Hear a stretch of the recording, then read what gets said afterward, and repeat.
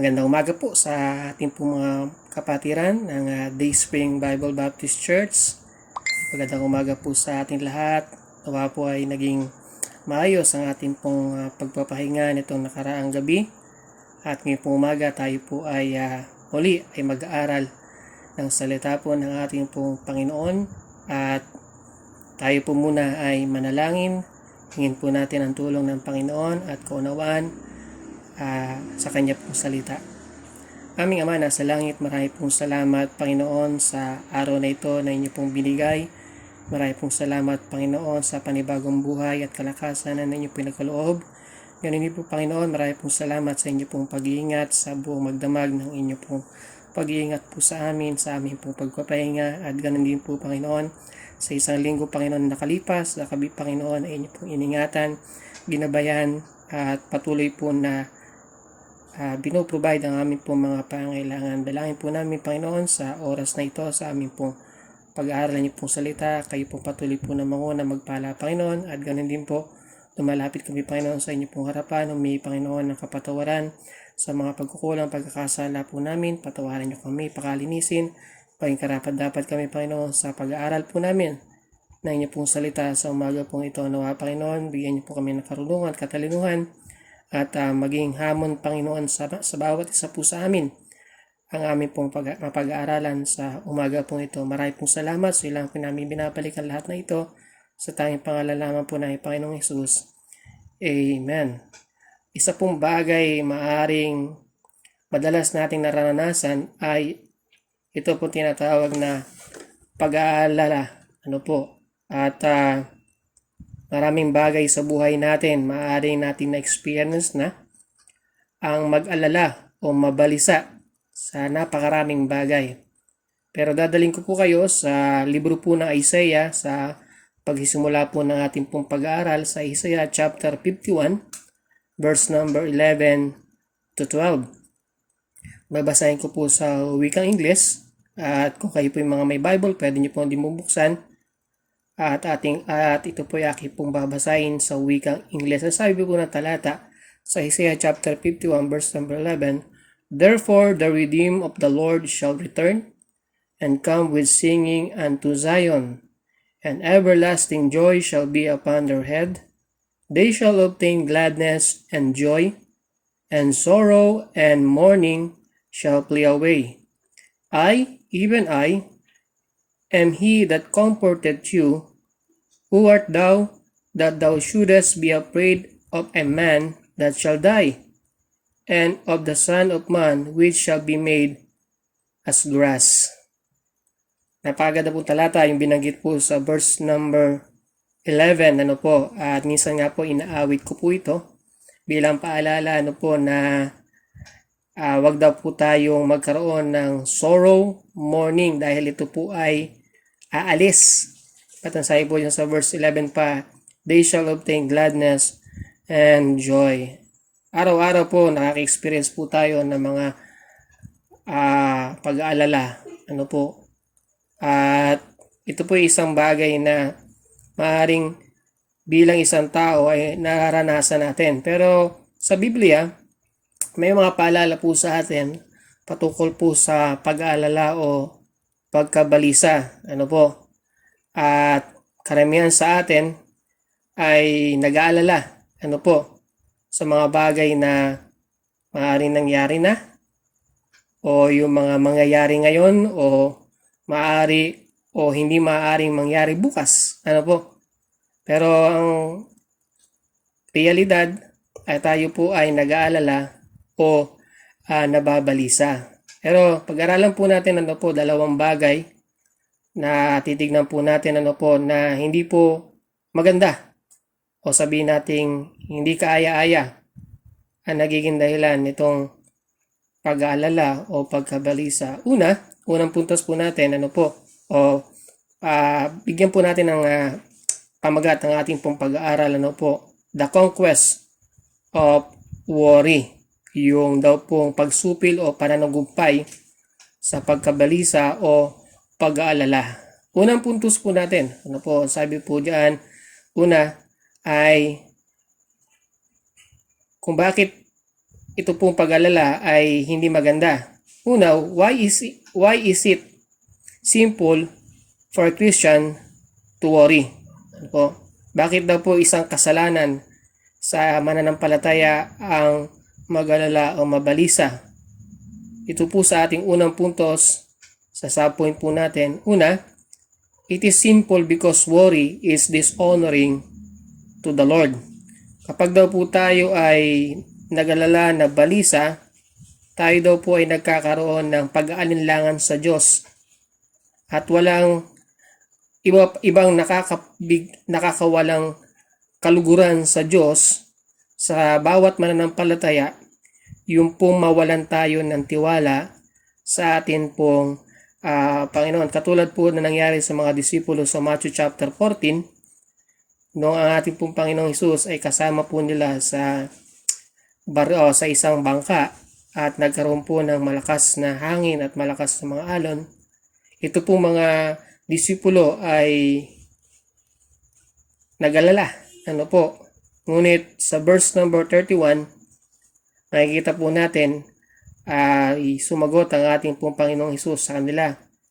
Ang sabi po ng verse number 31, and immediately Jesus stretched forth his hand and caught him and said unto him, O thou of little faith, wherefore didst thou doubt?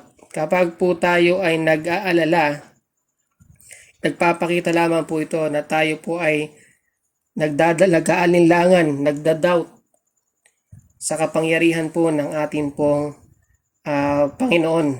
Nawawala yung pagtitiwala natin sa atin pong Panginoon. At binanggit din po sa Hebrews chapter 3 verse number 12, Take heed, brethren, lest there be in any of you an evil heart of unbelief in departing from the living God.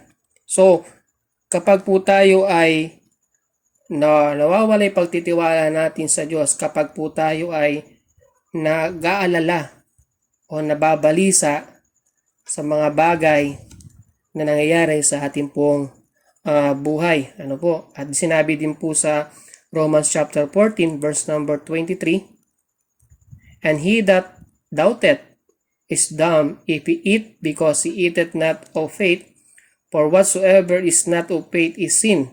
Take note po natin yung last phrase. Ano po? Sabi diyan, for whatsoever is not of faith is sin. So kapag po tayo ay nag-aalala, nababalisa sa mga nangyayari sa buhay po natin, tayo daw po ay nawawala yung pananampalataya natin, at alamang bagay na hindi sa pananampalataya ay kasalanan.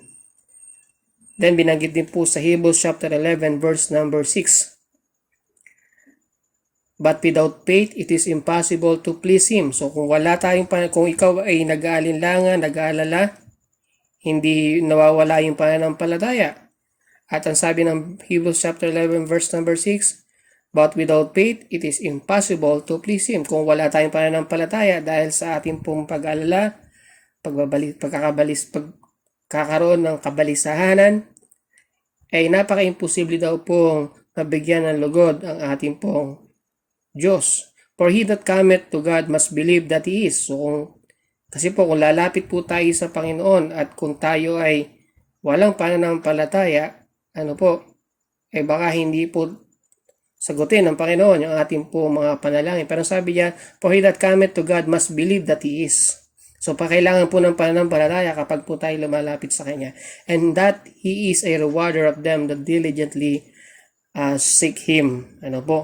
So, kailangan ito kasalanan po. It is simple because worry is dishonoring to the Lord. At bilang mananampalataya, tandaan lang po natin, yung kanya pong binanggit sa Matthew chapter 6 verse number 34. Sabi po ng talata, Take therefore no thought for the morrow shall take thought of the things of itself, sufficient unto the day is the evil thereof. Pangalawa po, it is simple because worry is damaging to ourselves. nagkakaroon daw po ng damage o kasiraan sa ating pong sarili. Ano po? Diba? Pagka ikaw ay balisa, ikaw ay nag-aalala, saan hindi ka makakain. So, physically, nagkakaroon ng damage or kasiraan. Ano? Kakasakit ka. Pag palagi mong iniisip, mentally, meron din pong effect. Ano po? So, ganun din po. Spiritually. Ano po? Kapag po tayo ay nagwo-worry, nag-aalala, nagkakaroon ng kabalisanan sa ating buhay, pati po yung ating spiritual na kalagayan ay nagkakaroon po ng kasiraan. Kaya po sinabi po ng talata sa Philippians chapter 4 verse number 6 to 7, "Be careful for nothing, but in everything by prayer and supplication with thanksgiving, let your requests be made known unto God, and the peace of God, which passeth all understanding, shall keep your hearts and mind through Christ Jesus." So, para mawala yung pag-aalala, sabi po ng talata ng Philippians chapter 4 verse number 6, ay manalangin. Sabi niya, be careful for nothing. So, wag ka nang mabalisa, wag kang mag-alala. Sabi niya, but in everything by prayer and supplication with thanksgiving, let your requests be made known unto God. And then verse number 7, and the peace of God. So, magkakaroon ka ng kapayapaan. So, instead of worry, kabalisahanan, pag-aalala, dahil nanalangin ka, nagkakaroon ka ngayon ng kapayapaan na nagagaling sa Diyos. Ang sabi niya, which passeth all understanding, shall keep your hearts and mind through Christ Jesus. And then sabi pa ng 1 Peter chapter 5 verse number 7, casting all your cares upon Him, for He careth for you. Yung salitang casting is yung ihagis daw po natin, ibigay po daw po natin yung ating po mga alalahanin sa Diyos. Ano po? Dahil siya po ay nagkakalinga sa atin. Okay, pangatlo po, it is sinful because worry is detrimental to others. So, detrimental, it means pwede rin po nakakasira sa iba. Ano po? Kapag ito daw po yung nakakasira din po sa iba. Kapag ang isang Kristiyano po ay nag-aalala, kakaroon ng kaguluhaminan, yung kanya pong patutuo ay naapektuhan. Ano po? Bilang mananampalataya, bilang niligtas ng Diyos, ano po? Pwedeng maging katisuran po kung alam po ng ating po mga mahal sa buhay o maaaring ng ating po mga kakilala, kaibigan na tayo po ay mananampalataya, yet still ay tayo po ay laging nag-aalala, nakikita po nila na lagi tayo nag-worry, nag-aalala, na meron po tayo kaguluhaminan, ay maaaring maging stumbling block din po sa kanila yung ating pong ginagawang pag-aalala. Ano po? So, pwede pong masira yung ating pong testimony, yung ating pong patutuo sa nila. Kung nakikita nila na wala tayong pagtitiwala sa Diyos na ating pong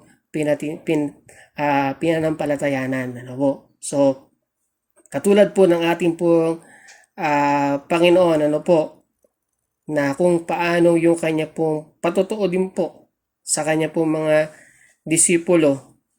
Ito po sa John chapter 14 verse number 27 ay makikita natin ano po. Yung John chapter 14, that is the night before his arrest, ano po, gabi. Ito po yung gabi bago siya arrestuhin o hulihin, ano po, upang isa lang sa trial. Pero makikita natin, ano po, na bagamat alam niya na ito na lang yung mga sandaling oras, mga nahuling sandaling oras ng ating Panginoon sa mundong ito, yet still, nakita natin yung calmness ng ating Panginoon. Sa verse number 27, sabi niya, peace I live with you, my peace I give unto you, not as the world giveth, give I unto you, let not your heart be troubled, neither let it be afraid. Ano po?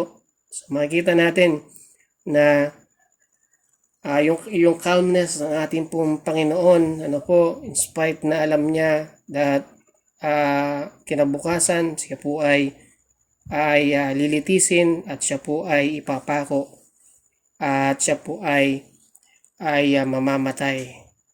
Pang-apat na bagay po, it is simple because worry is desirable to the devil. Walang ibang may gusto po na kapag po tayo ay nag-aalala, may kaguluhaminan sa puso po natin, ang unang-una pong natutuwa dyan at nagnanais po niyan ay ang demonyo. Ano po, si Satan, ang ating pong kaaway, ano po. At yan po yung gustong-gusto niyang nakikita sa buhay po natin.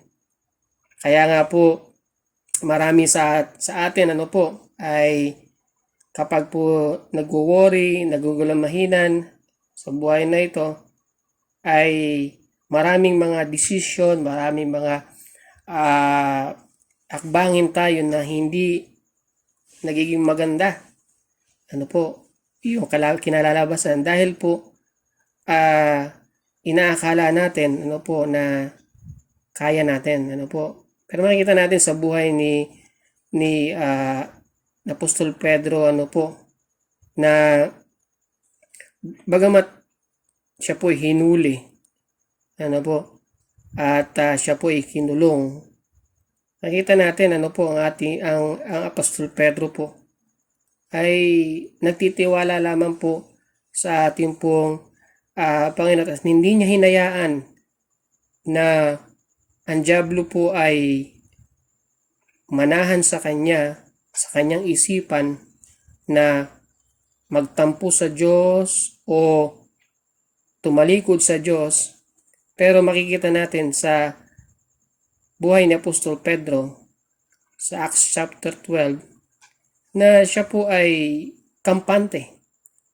Ano po, siya po ay may kapayapaan bagamat yung kanyang kalagayan ay nakakulong. Sabi po ng chapter 12 ng Acts verse number 6, and when Herod would have brought him forth the same night, Peter was sleeping between two soldiers bound with two chains, and the keepers before the door kept the prison. Ano po? So, alam kasi ng ating pong Apostol Pedro, ano po, sa pangako na rin ng ating pong Panginoong Hesukristo sa John chapter 21 verse number 18 to 19 na yung kanyang kamatayan ay malayo pa, matagal pa. Ano po? Doon po sa John chapter 21 verse number 18 to 19 babasahin ko. Verily, verily I say unto thee, when thou wast young, thou girdest thyself, and walkest whither thou wouldest. But when thou shalt be old, thou shalt stretch forth thy hands, and another shall gird thee, and carry thee whither thou wouldest not. This speak he, signifying by what death he should glorify God. And when he had spoken this, he said unto him, follow me. So, alam ni Apostol Pedro na siya ay tatanda. Ano po, sabi ng verse number 18, ano? But when thou shalt be old. So, alam ni Apostol Pedro na bagamat siya po ay nakakulong sa Acts chapter 12, verse number 6, ay panatag siya na hindi pa siya mamamatay sa mga oras na ito. Ano po?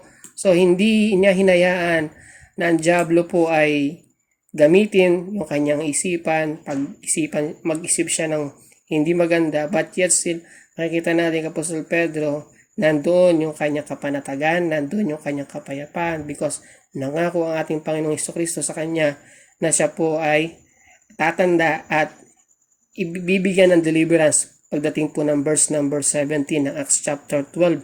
Ang sabi po diyan, bagamat sa verse number 16, siya po, verse number 6 ng Acts chapter 12, siya po ay nakatalikala, ano po, nakagapos yung kanyang mga kamay sa kadena, and then meron siyang katabi, ano po, ng mga sundalo, dalawa. And then meron yung pintuan ng kulungan, meron pang nakabantay. Pero basahin po natin verse number 17.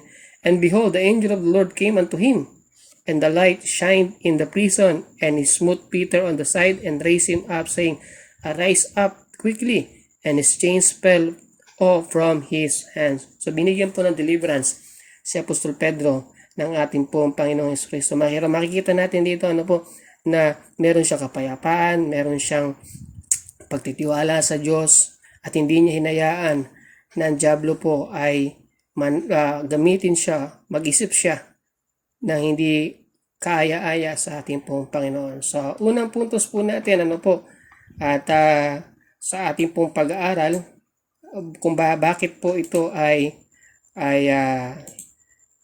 kasalanan.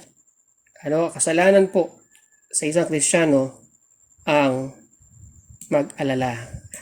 So, sa puntos po na yan, it is simple because worry is dishonoring to the Lord. Pangalawa, it is sinful because worry is damaging to ourselves. Pangatlo, it is simple because worry is detrimental to others. Pang-apat, it is simple because worry is desirable to the devil. Pangalawa po, why it is foolish for a Christian to worry. Bakit daw po kamamangan sa isang Kristiyano ang mag-alala o magalumihanan? So, tingnan po natin. So, una, it is foolish because we gain absolutely nothing by worrying. Ito daw po'y kamangmangan dahil wala naman pong magiging kapakinabang sa atin ang pagkakaroon ng pag-aalala.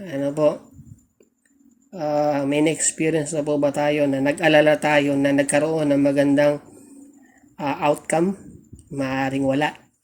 Wala po siyang magandang maidudulot o magiging kapakinabangan sa bawat isa po sa atin. Pangalawa, it is foolish because if we have worried, we are less ready to meet the experiences of life when they do come. Kapag po isang kamamangan po, dahil po kung tayo po ay mag-aalala, ay hindi po tayo magiging handa para salubungin yung mga magagandang bagay sa buhay natin na ibibigay po sa atin ng atin pong Panginoon. Sa isang instances sa Old Testament, sa buhay po ni Elijah, sa 1 Kings chapter 19, verse number 4. Nakita natin dito na si Elijah ay maaring oppress, because gusto siyang ipapatay ni Queen Jezebel at saka ni King Ahab dahil nga po doon sa kanya pong pag-confront dito po kay King Ahab at ganoon din po dito kay Queen Jezebel. But makikita natin ay dahil sa kanyang pag-alala sa kanya pong buhay ay ninais niya rin na mamatay at kanya itong nirequest sa ating pong Panginoon. Sabi ng 1 Kings chapter 19 verse number 4, But he himself went a day's journey into the wilderness and came and sat down under a juniper tree and requested for himself that he might die and said, It is enough now, O Lord, take away my life, for I am not better than my fathers. You see, makita po natin kapag po tayo nag-aalala, sometimes it happen na gusto na natin na mawala na lang tayo or bumalik na lang ang ating pong Panginoon. But later on, kung sa buhay po natin, pag may dumating na maganda sa ating pong buhay, at kung inalaw ng Diyos yung kagustuhan natin from the past, maaaring hindi natin experience yung blessing ng Panginoon kung inalaw ng Diyos yung ninais natin from the past. So, kung tayo daw po yung nag-aalala sa buhay po natin, ay maaaring hindi natin ma-meet yung mga experiences sa buhay natin na darating. So, magtiwala lang po tayo sa Panginoon at lagi nating sasabihin sa ating pong sarili ay yung kalooban ng Diyos ang maganap. Pangatlo, it is foolish because whatever happens will only be with God's permission. Ayan, kamamangan daw po yung pong pag-alala dahil anumang bagay na nangyayari sa atin ay ang Diyos lamang po ang nagbibigay ng kapahintulutan. Ano po? Kaya po yung salitang tadhana, at saka yung chance. Sa Tagalog ng chance ay kumbaga nagkataon. So nagkataon at saka yung tadhana, yung faith. Hindi po yan akma na salita sa ating pumananampalataya kasi po ang Diyos po ang humahawak at nag-aalaw ng mga bagay sa ating pong buhay. So, ano man nangyayari sa buhay po natin, ay yan po ay pinahintulutan ng Diyos. Kung sakaling maaring tayo po ay nadapa, pinahintulot po ng Diyos yan. Meron pong kadahilanan yan. Kung maaring ikaw ay nabigo, yan po ay pinahintulutan ng Diyos. Yan po ay meron pong kadahilanan at para po sa atin po yan. Ang sabi po ng Psalms chapter 42 verse number 7 hanggang 8. Deep calleth unto me, unto deep at the noise of thy water spouts. All thy waves and thy billows are gone over me. Yet the Lord will command his loving kindness in the daytime, and in the night his song shall be with me, and my prayer unto the God of my life. Lahat po ng bagay ayon lamang po sa kanya pong kalooban, sa kanyang kapahintulutan ay mangyayari po anuman po ang nais po niya. Kaya po maraming negatibong kaisipan ang nangyayari po sa bawat isa po sa atin, patungkol po sa nangyayari po sa atin sa panahon po natin ngayon. Yan po ay pinahintulot ng Diyos. At yan po ay meron pong kadahilanan na sa bawat individual na tao na lamang kung paano niya po ididil at tatanggapin yung nangyayari sa kaganapan po sa buhay po natin ngayon. May mga kadahilanan po kung bakit po nangyayari po yan. So, ayon lamang po sa kanya pong kalooban ay nangyayari po ang lahat po ng bagay. Pangapat, it is foolish because whatever happens will always be for our good. So, yan, ito daw po kamamangan, yung pag-aalala ay kamamangan dahil lahat ng bagay ay nangyayari para po sa ating pong kabutihan. Maaring sa tingin natin ay hindi maganda, pero later on we will get we will realize na ito pala ay para sa aking kabutihan. Sabi po ng Romans chapter 8 verse 28, at baka lagyan natin na emphasis yung salitang all. And we know that all things work together for good to them that love God, to them who are the called according to his purpose. And we know that all things work together for good. Lahat ng bagay ay sama-samang gumagawa sa ating pong kabutihan, para po sa ating pong kabutihan. Kaya po kung nangyayari man yung mga bagay na ganito, naka-quarantine tayo, hindi tayo komportable, hindi tayo nakakalabas, there's purpose, and it is for our good. Katulad na po ginawa ng ating pong presidente. Nagbigay siya ng utos, na enhanced community quarantine. Bakit? Para sa atin din po yun, para hindi magkaroon ng malawakang paghawa ng sakit. Ano po?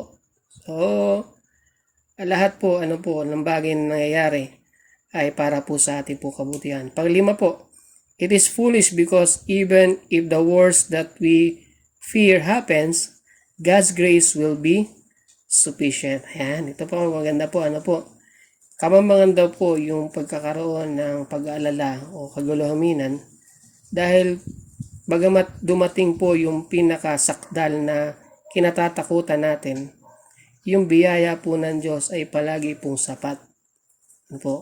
Familiar po tayo sa verse na to. 2 Corinthians chapter 12 verse number 9. Ano po?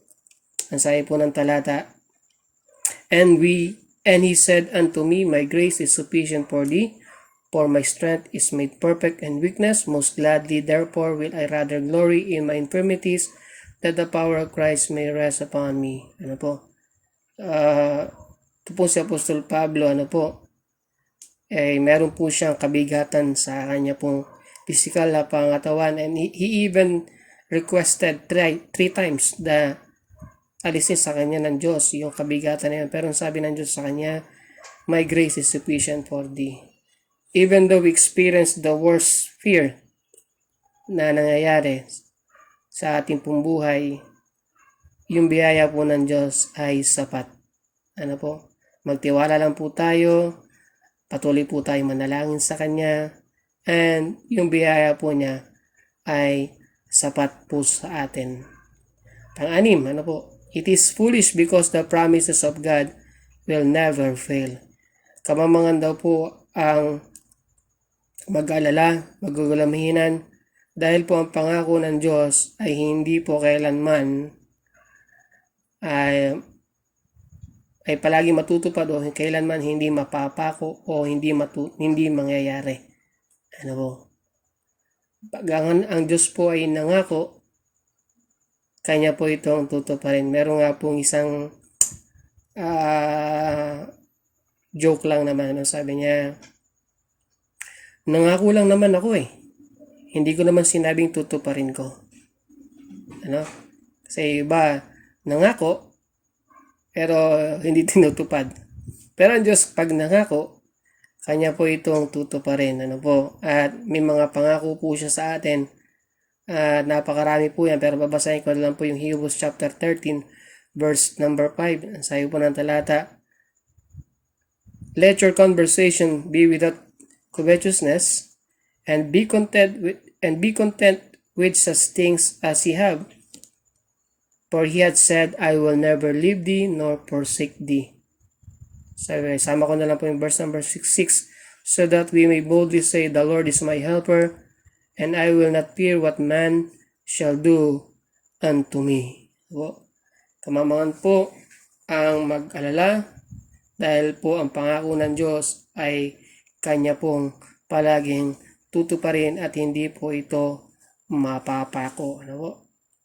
Pang-7, It is foolish because nothing can ever happen to separate us from the love of Christ. Kamamangan daw po ang mag-alala o maglumahinan dahil walang anumang bagay o pangyayari sa buhay natin ang pwedeng maghiwalay sa atin sa pag-ibig ng Diyos. Basahin natin po yung Romans chapter 8 verse number 35 to 39. Who shall separate us from the love of Christ? Shall tribulation, or distress, or persecution, or famine, or nakedness, or peril, or sword? As it is written, For thy sake we are killed all the day long, we are accounted as sheep for the slaughter. Nay, in all things we are more than conquerors through him that loved us. For I am persuaded that neither death, nor life, nor angels, nor principalities, nor powers, nor things present, nor things to come, nor height, nor depth, nor any other creature shall be able to separate us from the love of God, which is in Christ Jesus our Lord. Wala po makapaghiwalay sa atin sa pag-ibig po ng ating po Panginoon. So, kamamangan po, ano po, ang pag-alala dahil wala pong anumang pangyayari o bagay ang makapaghiwalay sa atin sa pagmamahal po ng ating po Panginoon. Ano po? So, yan po. Dalawang bagay at ah, mga bagay po na makikita natin kung bakit po ang pag-alala ay wala pong magandang maidudulot po sa atin. Dahil una, ito po'y kasalanan sa Diyos at pangalawa, ito po'y kamangmangan. Ano po? Bilang isang mananampalataya. At nawa po'y naging pagpapala po ang pag-aaral po natin sa pagtatagumpay sa pag-aalala, paglupig o pagtatagumpay sa pag-aalala. Ano po, wag po tayong mag-alala. Lagi po nandyan po ang ating pong Panginoon na siya pong patuloy po na mag-iingat po sa atin at nandyan po ang ating din pong pastor na nanalangin po sa atin, ang mga kapatiran na patuloy po na nanalangin po sa atin. Ano po? At marami pong salamat at nawa po ay naging pagpapala po yung ating pong pag-aaral. Tayo po ay manalangin. Aming Ama na sa langit, marami pong salamat Panginoon sa paalala muli na inyo pong binigay. Marami pong salamat sa inyo pong salita muli na nagbigay po ng comfort po sa amin Panginoon. Nawa kami Panginoon bilang mananampalataya ay hindi po dapat mag-alala, magkaroon Panginoon ng kagulamahinan sa aming pong buhay. Ano man Panginoon ang nangyayari sa amin, lalong-lalo Panginoon sa mga panahon po ito. Bagkos Panginoon kami po'y patuloy na magtiwala po sa inyo. Patuloy po Panginoon na magbigay Panginoon ng kapurihan sa inyo pong pangalan. Pagpalain niyo po Panginoon kami. Ingatan Panginoon, ganito po ang aming pong bansa. Bigyan niyo po Panginoon ng katalinuhan. Patuloy ang aming pong mga Pangulo, ang kanya pong mga kabinete Panginoon, bigyan ng karunungan kung paano po patuloy po na i-contain ang kalagayan po namin ngayon at sa lalong madaling panahon Panginoon ay kami ay magkasama-sama Panginoon sa inyo pong tahanan muli na sama-sama makapagsamba.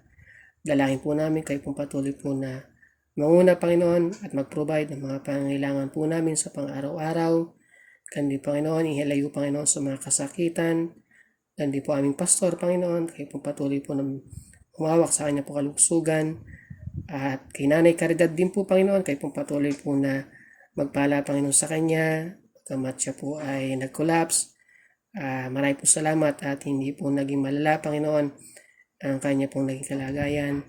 Tulungan niyo po siya Panginoon, patuloy po na bigyan ng kalakasan din po. Ganun po, kapatiran po namin may mga sakit pa, kayo pong patuloy po na magpagaling Panginoon. Pagpalain niyo pong patuloy kami, ingatan, patuloy po na pagpalain Panginoon. Maraming pong salamat. Sila po namin binabalik ang lahat na ito. Minamahal po namin kay Panginoon sa pangalan po ng aming Panginoong Jesus. Amen. Maraming po salamat. God bless po. Stay safe. Ingat po tayo palagi. At ingatan po tayo ng Panginoon. Maraming po salamat.